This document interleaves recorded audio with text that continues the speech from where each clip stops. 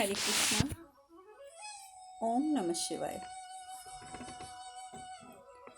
कल हम कथा में बात कर रहे थे उपमन्यु की। कार्तिकेय से मिलने के पश्चात महादेव, माता पार्वती और अशोक सुंदरी उस स्थान पर जाकर रुकते हैं जहां पर उपमन्यु अपनी तपस्या कर रहा था। और जैसा कि मैंने आपको बताया था, उपमन्यु बहुत गरीब परिवार से था, अपने मामा मामी के साथ रहता था, अपनी माँ के साथ रहता था और वो तपस्या कर रहा था क्योंकि वो अपनी माँ के, अपने मामा मामी के कष्टों को दूर करना चाहता है। अशोक सुंदरी ने पूछा भी कि उसे क्या कष्ट है, तो महादेव ने सारा बताया कि किस प्रकार से ये कितने गरीब हैं और इसे दूध पीने का शौक है, लेकिन इसने दूध का कभी स्वाद नहीं देखा था। एक दिन बस उसकी मामी ने उसे 2 घुट दूध पीने के लिए दिया जो देवर्चन में से बचा था, और उसी से ही पहली बार उसने दूध का स्वाद देखा। उसकी मामी ने कहा भी कि आज तो मैं ये दूध तुम्हें दे रही हूँ बेटा, पर मैं रोज़ नहीं दे पाऊंगी और आज भी सिर्फ इतना ही दे सकती हूँ। अब उपमन्यु ने दूध पिया, उसे दूध बहुत अच्छा लगा।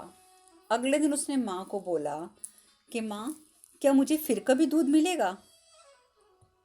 माँ ने कहा कि बेटा, हम आगे तुम्हारे मामा के ऊपर बोझ हैं और मैं अब उनसे तुम्हारे लिए दूध नहीं मांग सकती।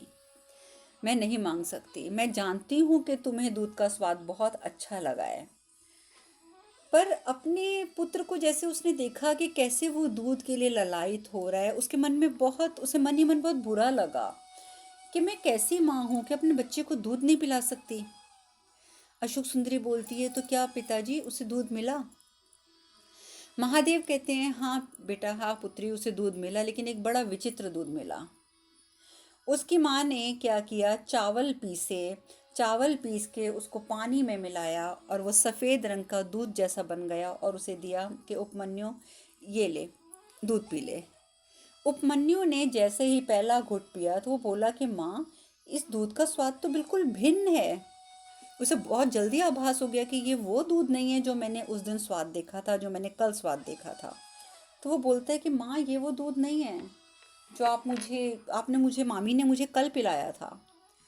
तो माँ रोने लग जाती है और जैसे ही वो माँ को रोते देखता है उपमन्यु, उसको बहुत बुरा लगता है। वो अपनी माँ से क्षमा मांगता है, कहते हैं, माँ आप रोइए मत, मैं आपसे वादा करता हूँ कि मैं आपसे कभी दूध नहीं मांगूंगा, और आपसे भी क्या, मैं मामा मामी से भी कभी दूध नहीं मांगूंगा। किंतु क्या मैं महादेव से दूध मांग सकता हूँ? माँ, महादेव तो जगत पिता है ना, तो क्या मैं उनसे मांग सकता हूँ? और मुझे इतना विश्वास है कि मेरी वो ये इच्छा ज़रूर पूरी करेंगे। तो अब माँ जब ये बात सुनती है तो माँ कहती है, हाँ पुत्र, महादेव से तो तुम कुछ भी मांग सकते हो। और वो माँ से पूछते हैं कि महादेव से कैसे दूध मांगा जाएगा। माँ उसको बताती हैं कि कैसे तुझे तपस्या करनी है। वो शिवलिंग स्थापित करता है, बेल पत्र पुष्प आदि चढ़ाकर ओम नमः शिवाय का लगातार जाप करता है और महादेव वहाँ प्रकट हो जाते हैं। और वो उसने कहा होता है माँ से कि माँ, जैसे ही महादेव प्रकट होंगे तो मैं उनसे दूध मांगूंगा, लेकिन आप एक काम कीजिए माँ, मुझे एक बार और वो दूध बना दीजिए। तो माँ बोलती है कि तुम्हें तो वो दूध अच्छा नहीं लगा, तो तुम और वो दूध क्यों बोल रहे हो? कहते हैं, क्योंकि मैं उस दूध से महादेव का अभिषेक करूँगा, क्योंकि महादेव जानते हैं कि हम गरीब हैं, हमारे पास यही दूध है, तो जब हम इस दूध से उनका अभिषेक करेंगे तो महादेव को बुरा नहीं लगेगा माँ, वो स्वीकार करेंगे। और इसी वजह से कहा जाता है कि सच्ची भक्ति और श्रद्धा से अर्पित किया गया चावल से बना हुआ दूध भी कामधेनु के दूध के समान होता है। और ये बात महादेव ने अशोक सुंदरी को भी बोली कि पुत्री, भक्ति और श्रद्धा से तो कुछ भी अर्पित करो ना। जिस भाव, जो सोच के तुम अर्पित करोगे कि मैं प्रभु आपको ये अर्पित कर रहा हूँ, जबकि वो चीज़ वो नहीं है, तो भी वो चीज़ भगवान के पास पहुँचेगी और भगवान उसे स्वीकार करते हैं। और महादेव बोलते हैं कि उस दिन से, जिस दिन से इसने चावल के पान दूध का से मेरा अभिषेक किया है, उस दिन से ये लड़का लगातार मेरी आराधना कर रहा है। बारिश आई, आंधी आई, सर्दी आई, लेकिन इस लड़के के ऊपर किसी चीज़ का असर नहीं हुआ। ये लगातार मेरा जाप करता रहा और ये बालक है, इसीलिए मैं इसे आशीर्वाद देने हेतु यहाँ पर आ गया हूँ, क्योंकि मैं इसे ज़्यादा तकलीफ़ में नहीं देख सकता।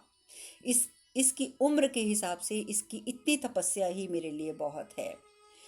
शिव कहते हैं कि मैं इसे अपना आशीर्वाद दूंगा, अवश्य दूंगा, लेकिन उससे पहले मैं एक परीक्षा लूंगा कि ये देखता हूँ कि इसकी भक्ति अभी भी उतनी तीव्र हुई है या नहीं हुई है, क्योंकि मैं तो इसे बहुत जल्दी आशीर्वाद देने आ गया हूँ। तो शोक सुंदरी कहती है कि पिताजी, इतने छोटे बालक की परीक्षा? महादेव कहते हैं हाँ। और वो क्या करते हैं, महादेव महादेव बन जाते हैं फिर से यक्ष। यक्ष बन के वो उपमन्यु के समक्ष जाते हैं। अरे बंद करो इसको, तुम ये क्या, तुम शिव शिव का जाप लगा के बैठे हुए हो, बंद करो इस ओम नमः शिवाय के जाप को। उपमन्यु कहता है क्षमा करें, पर आप हैं कौन और आप मुझे शिव जाप से क्यों रोक रहे हैं? तो यक्ष बने हुए शिव कहते हैं क्योंकि तुम्हारे महादेव की उपासना का तुम्हें कोई लाभ नहीं होगा। मेरी भक्ति करो, मेरी, मैं तुम्हारी सारी इच्छाएं पूर्ण कर दूंगा, सारी इच्छाएं। एक बार तुम मेरी शरण में आ तो जाओ ना। उपमन्यु कहता है क्षमा करें, मेरी माता कहती है कि बड़ों का आदर करना चाहिए और आप मुझसे बड़े हैं और महादेव तो आपसे भी बड़े हैं। तो जैसे मैं आपका आदर करके आपसे बहुत अच्छे से बात कर रहा हूँ, तो आपको भी महादेव का आदर करना चाहिए, क्योंकि वो आपसे बड़े हैं। तो कृपया करके आप उनके लिए आप शब्द मत बोलिए, आप आदर कीजिए उनका। तो यक्ष कहते हैं मैं सर्वशक्तिशाली हूँ और मैं इतना सर्वशक्तिशाली हूँ कि मैं तो महादेव से भी घबराता नहीं हूँ, मुझे कोई भय नहीं है तुम्हारे महादेव का। इसीलिए तुम एक काम करो, छोड़ो अपने उस महादेव को और मेरी शरण में आ जाओ। जब दोबारा महादेव, यक्ष बने हुए महादेव ये बात कहते हैं, तो उपमन्यु क्या करता है, पत्थर उठा लेता है और उठा के सीधा पत्थर का वार कर देता है वो महादेव के ऊपर। महादेव उस पत्थर को पकड़ लेते हैं, अपने हाथ में पकड़ लेते हैं और अब अपने असली रूप में आ जाते हैं। जैसे ही असली रूप में आते हैं तो उपमन्यु चरणों में गिर जाता है, मुझे क्षमा कर दीजिए प्रभु, मुझे क्षमा कर दीजिए, मैं आपको पहचान नहीं सका और आपका ही तिरस्कार कर बैठा। शिव कहते हैं नहीं उपमन्यु नहीं, तुमसे कोई भूल नहीं हुई है, तुम्हें तो मेरी वास्तविकता का बोध ही नहीं था, अन्यथा तुम कभी ऐसा कर ही नहीं सकते थे कि तुम मुझ पर पत्थर का वार करते। उपमन्यु कहते हैं प्रभु, पर आपने ये रूप क्यों लिया, आप ऐसे रूप में मेरे समक्ष क्यों आए? महादेव कहते हैं क्योंकि मैं भक्ति की अंतिम परीक्षा लेना चाहता था उपमन्यु। तो उपमन्यु बहुत खुश होता है, पूछता है कि महादेव क्या मैं उस परीक्षा में सफल हुआ? शिव कहते हैं हाँ हाँ उपमन्यु, तुम सफल हुए। तो उसी समय शोक सुंदरी और माता पार्वती भी सामने आ जाते हैं। माता पार्वती कहती हैं कि उपमन्यु, आज से हम तुम्हें अपने पुत्र के रूप में स्वीकार करते हैं, पुत्र के रूप में। तो उपमन्यु बहुत खुश होता है, कहता है मेरी माँ जब ये सबको सुनेंगी तो कितनी प्रसन्न होंगी। तो भगवान शिव कहते हैं चलो उपमन्यु, अब तुम एक काम करो, अपना मन चाहा वरदान मांग लो मुझसे, तुम जो मांगोगे मैं तुम्हें वही दूंगा। तो उपमन्यु कहता है कि जो मांगूंगा वही देंगे। तो देखिए, भक्ति करने से जब हमारे विचार शुद्ध हो जाते हैं, मैंने आज ही, किसी ने मुझे व्हाट्सएप पर एक कोटेशन भेजी हुई थी, तो उसमें, ठीक है मैं उस बात को गलत नहीं बोलती, लेकिन मैं उसको सही भी नहीं मानती। उसमें लिखा था कि आप जितनी भी भक्ति कर लीजिए, आप में पवित्रता नहीं आएगी, आपका आचरण शुद्ध होना चाहिए। ठीक है, इस बात को मैं आधा सत्य मानती हूँ, 50%, क्योंकि मैं मानती हूँ कि जब व्यक्ति भक्ति करने लग जाता है तो खुद ब खुद उसका आचरण बदल जाता है। और ये बहुत कम ऐसा होता है, जो बहुत ही असुरी प्रकृति के व्यक्ति होते हैं, सिर्फ उनमें ऐसा होता है कि वो भक्ति ज़रूर करते हैं पर अपना आचरण नहीं बदलते, और जबकि उस भक्ति का कोई फायदा नहीं होता। तो ये कहना कि भक्ति करने से आप पवित्र होंगे ही नहीं, इस बात को मैं सत्य नहीं मानती। उपमन्यु ने भी देखिए यहाँ पर भक्ति करी। देखिए, कथा की पहली जो पंक्ति थी आपको याद होगी कि उपमन्यु ने कहा था कि माँ, क्या मैं महादेव से दूध मांग सकता हूँ? महादेव तो जगत पिता हैं, वो तो मुझे दूध दे सकते हैं, मैं उनसे तो मांग सकता हूँ ना। और दूध प्राप्त करने के लिए वो भगवान की भक्ति कर रहा था। लेकिन भक्ति करते करते उसके विचार ऐसे बदल गए कि जब महादेव ने कहा कि अपनी इच्छा का वरदान मांगो, तो उपमन्यु बोल पड़ा कि प्रभु मुझे ज्ञान दें, मुझे ज्ञान दें प्रभु, मैं बहुत निर्धन हूँ और मैं गुरु में नहीं बना सकता, क्योंकि मेरे पास गुरु को देने के लिए दक्षिणा नहीं है। और गुरु दक्षिणा के बिना कोई गुरु ज्ञान नहीं देता। ज्ञान, और जब तक गुरु नहीं मिलेगा तो ज्ञान मिलना मुझे असंभव है। तो यदि आप मुझे वरदान देना ही चाहते हैं ना, तो आप मुझे वरदान ज्ञान दीजिए, ताकि मैं बहुत ज्ञानी बन जाऊं। देखिए कितने थोड़े से समय की भक्ति से ये लड़का बदल गया। ये दूध की जगह आज भगवान से ज्ञान मांग रहा है। ये होती है भक्ति की शक्ति, कि महादेव सामने खड़े हैं। और ये होती है भक्ति से हमारे भीतर आने वाली पवित्रता, कि हम भौतिक वस्तु से हटकर आध्यात्मिक वस्तु की ओर चल पड़ते हैं। भगवान शिव कहते हैं, उपमन्यु, वरदान से कभी भी ज्ञान प्राप्त नहीं होता है। यहाँ महादेव ने ये बहुत बड़ी बात बोली है कि वरदान में कभी ज्ञान प्राप्त नहीं होता है। ज्ञान प्राप्त होता है गुरु से, अध्ययन से, परिश्रम से। मैं तुम्हें आशीर्वाद में ज्ञान दे दूं, ये नहीं हो सकता। और जो इस उद्देश्य की पूर्ति हेतु प्रयत्नशील रहता है कि मुझे ज्ञान प्राप्त करना है, करना है, करना है, चाहे मुझे कुछ भी करना पड़े, जैसे भी करना पड़े, तो महादेव कहते हैं कि मैं उसकी सहायता अवश्य करता हूँ। अवश्य तुम्हें ज्ञान प्राप्त करना है, मैं तुम्हारी सहायता करूँगा तुम्हें ज्ञान प्राप्त करवाने में, पर मैं तुम्हें वरदान स्वरूप ज्ञान नहीं दे सकता। और जैसे ही माता पार्वती ये बात सुनती हैं, माता पार्वती अपना हाथ आशीर्वाद की मुद्रा में उठाती हैं और वहाँ पर एक गाय उपस्थित हो जाती है। एक बहुत सुंदर हष्ट पुष्ट गाय। एक थाली उपस्थित हो जाती है जिसमें फल और मिठाइयाँ हैं। एक और थाली उपस्थित हो जाती है जिसमें सोने की मोहरें हैं। और एक ग्लास माता पार्वती के हाथ में आ जाता है जो दूध से भरा हुआ है। माता पार्वती वो ग्लास उपमन्यु को देती हैं, कहती हैं, पुत्र ये लो, अपनी माँ के हाथ से ये दूध पियो। और वो अपने हाथ से वो ग्लास उपमन्यु को देती हैं और उपमन्यु पूरा दूध एक ही सांस में पी जाता है। जैसे वो दूध पी लेता है तो माता पार्वती कहती हैं, उपमन्यु, हमने तुम्हें अपना पुत्र कहा है, ये रही तुम्हारी गाय, इसका तुम रोज दूध पीना और खूब हष्ट पुष्ट हो जाना, खूब अच्छा स्वास्थ्य वाले हो जाना। और ये रहा धन, इस धन से तुम अपनी शिक्षा प्राप्त करो। उपमन्यु बहुत खुश हो जाता है, बहुत खुश हो जाता है। कहता है कि मैं कल ही गुरुकुल जाऊंगा और गुरु दक्षिणा देकर मैं ज्ञान प्राप्त करना शुरू कर दूंगा। और मैं आपसे वादा करता हूँ कि मैं माता आपको और प्रभु को हमेशा गौरवान्वित करूँगा, हमेशा। और ये मेरा आपको वचन है। और इस प्रकार से वो माता पार्वती और महादेव से आशीर्वाद लेकर गाय और मोहरें और मिठाई, फल इत्यादि लेकर उपमन्यु अपने घर चला जाता है। उधर अशोक सुंदरी वो भी कैलाश पहुंच जाती हैं महादेव और माता पार्वती के साथ। अशोक सुंदरी, माता पार्वती और भगवान शिव जब कैलाश पहुंचते हैं तो अशोक सुंदरी फिर वही बातें करने लग जाती हैं अपने पिताजी से, जिन बातों की तरफ से ध्यान हटाने के लिए माता पार्वती अशोक सुंदरी को दक्षिण ले गई थी उनके भाई से मिलवाने। अशोक सुंदरी कहती है, पिताजी भैया भी तपस्या करते हैं और उन्होंने मुझे तपस्या का महत्व भी समझाया। और उन्होंने यहाँ तक बोला कि जिसके पिता योगेश्वर हों, जिसकी माता आदि शक्ति हों, तपस्या करना उसके लिए आवश्यक ही नहीं अपितु उसका धर्म होता है।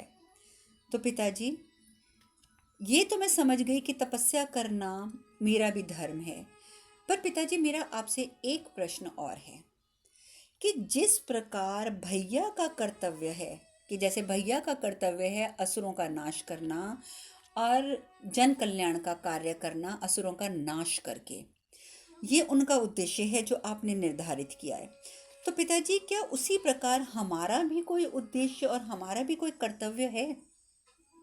महादेव कहते हैं, हाँ पुत्री, महादेव के सभी बच्चों का, सभी संतानों का एक ना एक उद्देश्य और कर्तव्य अवश्य है। तो वो कहती हैं, तो पिताजी हमारा कर्तव्य क्या है? शिव कहते हैं, पुत्री तुम्हारा कर्तव्य है धर्म और कर्म के नए नए अध्याय का शुरुआत करना। किसके नए अध्याय का? धर्म और कर्म के। अशोक सुंदरी कहती हैं, किंतु आप एक बात बताइए पिताजी, आप महादेव हैं, ठीक है, हम आपकी पुत्री हैं, तो क्या बिना तपस्या के धर्म कर्म के नए अध्याय को उजागर नहीं किया जा सकता? आप कह रहे हैं कि मुझे नए धर्म कर्म के अध्याय की शुरुआत करनी है, तो मैं पूछती हूँ कि मैं तो महादेव की पुत्री हूँ, यानी कि आपकी पुत्री हूँ, तो क्या बिना तपस्या से मैं इस धर्म और कर्म के नए अध्याय को उजागर नहीं कर सकती? क्या आप हमें ऐसा कोई वरदान नहीं दे सकते जिससे मैं धर्म कर्म का ये अध्याय स्वयं शुरू कर लूँ बिना तपस्या के? महादेव कहते हैं, अवश्य दे सकता हूँ पुत्री, तुम मेरी पुत्री हो, तुम्हें मैं ये वरदान अवश्य दे सकता हूँ, लेकिन याद रखना कि तपस्या के बिना जो भी प्राप्त होता है वो शुभ नहीं होता, सत्य नहीं होता, सुंदर नहीं होता। तुम्हें याद है ना, यहाँ आने से पूर्व, पहुँचने से पूर्व मैंने उपमन्यु को भी ज्ञान हेतु गुरु की शरण में जाने का मार्ग दिखाया था। मैं चाहता तो वरदान देकर उसे ज्ञानी बना सकता था, किंतु बिना परिश्रम, बिना तपस्या के जो भी ज्ञान प्राप्त होता है वो संपूर्ण नहीं होता। इसीलिए मैंने उपमन्यु को वरदान नहीं दिया, तुम्हारी माता ने उसे धन दिया कि वो धन से गुरु दक्षिणा देकर ज्ञान की प्राप्ति करे। गुरुकुल में हमेशा गुरु दक्षिणा देनी पड़ती है, किंतु मैंने उसे धन दे दिया, ज्ञान नहीं दिया। तो सुनो पुत्री, तुम्हें समस्त सुखों की प्राप्ति होगी, किंतु तपस्या के बिना समस्त संसार भी मिल जाए ना तो भी वो व्यर्थ है, व्यर्थ। तुम जानती हो ना कि तुम्हारी माता ने हमें प्राप्त करने के लिए घोर तपस्या की थी, घोर तपस्या, तब जाकर वो हमें प्राप्त कर पाई थी। तो अशोक सुंदरी कहती है, तो क्या हम नहुष को बिना तपस्या के प्राप्त नहीं कर सकते? नहुष भी तो हमारे होने वाले स्वामी हैं। अगर माँ ने आपको घोर तपस्या करके प्राप्त किया, तो क्या तपस्या करनी हमारे लिए ज़रूरी है? क्या हम नहुष को प्राप्त नहीं कर पाएंगे बिना तपस्या के? भगवान शिव कहते हैं, अवश्य कर सकती हैं आप उसे प्राप्त, अवश्य कर सकती हैं, लेकिन किंतु मैं इतना ज़रूर कहूँगा कि तपस्या के पश्चात प्राप्त करने का सुख ही कुछ और होगा पुत्री, सुख ही कुछ और होगा। उस संबंध की परिपक्वता अतुलनीय होगी, और इसका जीता जागता उदाहरण हमें मिलता है महादेव का। आप जानते हैं कि जब सती के रूप में जब आदिशक्ति आई थी और महादेव ने जब उनसे विवाह किया था, तो उन्होंने तपस्या नहीं करी थी, उन्होंने तपस्या नहीं करी थी। यही कारण था कि उनके संबंध में वो परिपक्वता नहीं आ पाई जो एक पति पत्नी के संबंध में आनी चाहिए थी। लेकिन माता पार्वती ने बहुत तीव्र तपस्या करके महादेव को प्राप्त किया, इसीलिए उनके उस संबंध में एक परिपक्वता थी। और जो महादेव ने शब्द बोले कि तुम भी जब तपस्या करके नहुष को प्राप्त करोगी तो उस संबंध की परिपक्वता अतुलनीय होगी, ये सत्य था। ये तो उदाहरण हमने देख लिया माता पार्वती और महादेव और सती माता और महादेव में। महादेव कहते हैं कि इस विवाह से तुम जिन महान दायित्वों की पूर्ति करने जा रही हो उसका मार्ग तपस्या से ही प्रशस्त होगा पुत्री, तपस्या से ही प्रशस्त होगा। अब महादेव के समझाने से अशोक सुंदरी तो सब समझ गई और वो चिंता में डूब गई कि मैं कैसे माँ से बात करूंगी, मैं कैसे तपस्या करूंगी। उधर दूसरी ओर आप जानते हैं कि बिना विष लिए, क्षमा करें, बिना अमृत लिए बलि जो थे जब वो पहुंचे पाताल लोक में तो बजरंग अत्यंत क्रोधित, ताड़कासुर के जो पिता थे अत्यंत क्रोधित, इतने क्रोधित वो कहते हैं कि बलि महाराज, हर असुर के मन में उठ रही शंका का उत्तर लेने में आपके समक्ष आया हूँ, हर शंका का उत्तर। तो बलि महाराज कहते हैं, मैं आपके प्रत्येक प्रश्न का उत्तर देने के लिए तैयार हूँ, क्योंकि जो कुछ हुआ उसका दोषी मैं नहीं हूँ। बजरंग, आप तो जानते हैं वो तो है ही दुर्बुद्धि। कहता, दोषी तो आप हैं। देवताओं पर विश्वास करने का निर्णय आपका था। ना ब्रह्मा, ना विष्णु, ना महादेव, कोई भी असुरों के पक्ष में नहीं था। मैंने ये स्मरण करवाया था आपको, लेकिन आपने मेरी बात पर ध्यान नहीं दिया। तो बलि महाराज बोलते हैं, किंतु राहु ने जो किया वो क्या था? क्या आवश्यकता थी राहु को वेश बदलकर जाकर देवों की पंक्ति में खड़े होकर अमृत प्राप्त करने की? जबकि उसे मालूम था कि अमृत तो सभी को मिलना था, अमृत तो असुरों को भी मिलना था और देवताओं को भी मिलना था। और वो आपके 3 असुर जिन्हें आपने भेजा था, उन्होंने क्या किया? उन्होंने तो संपूर्ण असुर जाति को सभी की दृष्टि में और छोटा कर दिया। और आप ये भली भांति जानते हैं कि उन्होंने ऐसा क्यों किया, क्या कारण था इसका और किसने उकसाया था उन्हें। तो बजरंग कहते हैं, हाँ मैं जानता हूँ, मैंने उकसाया था उन्हें। तो इसमें अनुचित क्या है? अनुचित क्या है? परंतु मुझ पर जो आरोप लगा रहे हो, उससे पहले स्वयं से पूछो कि आपने क्या किया है बलि महाराज। त्रिदेवों की नजर में सहानुभूति पाने हेतु आपने तो असुरों का भविष्य खत्म कर दिया। आपने तो असुरों के भविष्य को ही दांव पर लगा दिया, सिर्फ इसलिए कि आपको त्रिदेवों में सहानुभूति मिल जाएगी कि देखो बलि कितने महान हैं, अमृत का त्याग कर दिया। बलि कहते हैं, महाराज आप मेरे अतिथि हैं और मैं आतिथ्य का पूरा मान रखता हूँ, और मैं ये कतई नहीं चाहूँगा कि मैं आतिथ्य की मर्यादा का उल्लंघन करूँ। परंतु आप ये मत भूलिए कि महादेव ने गुरु शुक्राचार्य को संजीवनी विद्या लौटा दी है।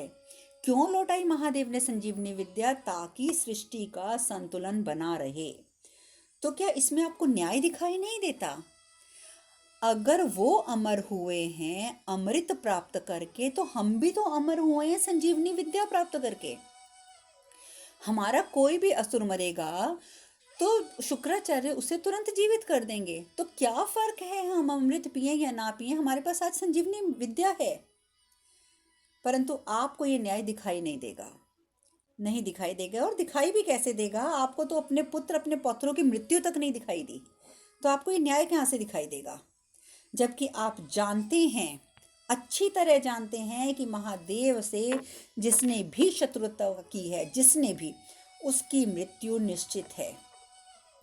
मैंने वचन दिया था आपको कि मैं कोई अधर्म नहीं करूँगा, मैंने यही वचन दिया था ना। और अब मैंने उस वचन का पालन किया है, मैंने कोई अधर्म नहीं किया है। और अब आपकी कोई भी आगे आने वाली छलपूर्ण योजना में मैं सम्मिलित नहीं होऊंगा। महाराज बजरंग, मैं आपके साथ नहीं हूँ। और इस प्रकार से महाराज बलि ने भी बजरंग का साथ छोड़ दिया।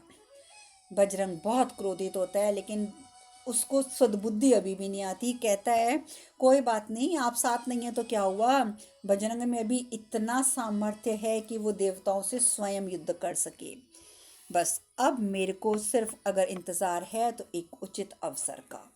और ये कहते हुए बजरंग जो है वहाँ से प्रस्थान कर जाता है।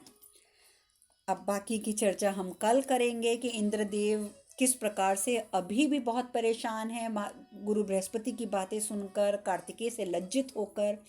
अब वो क्या क्या योजना बना रहे हैं, क्या कर रहे हैं, ये सब चर्चा अब कल होगी।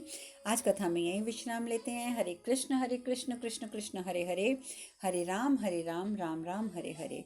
आप सब खुश रहें, सुखी रहें, स्वस्थ रहें। हरे कृष्णा। ओम नमः शिवाय, ओम नमः शिवाय, ओम नमः शिवाय, ओम नमः शिवाय।